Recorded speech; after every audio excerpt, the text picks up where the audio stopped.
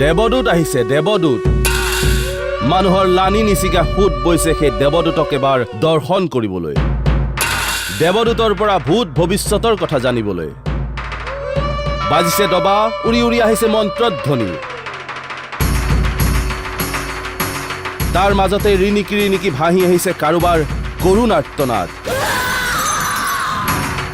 কাৰোবাৰ বুকু ভগা চিঞৰ।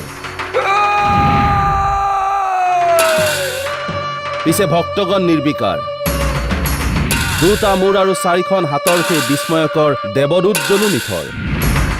ভক্ত সবৰ বাবে তেওঁ মায়াবী, কাৰোবাৰ বাবে তেওঁ অবুজ সন্তান। 2018-19 নাট্যবৰ্ষত ধাৰাবাহিক সাফল্যৰ পাছত নতুন বিষয়ৰ নাটকেৰে নতুন চমক। ৰাজ তিলক থিয়েটাৰৰ মঞ্চত অভিজিত ভট্টাচাৰ্যৰ মায়াবী সন্তান।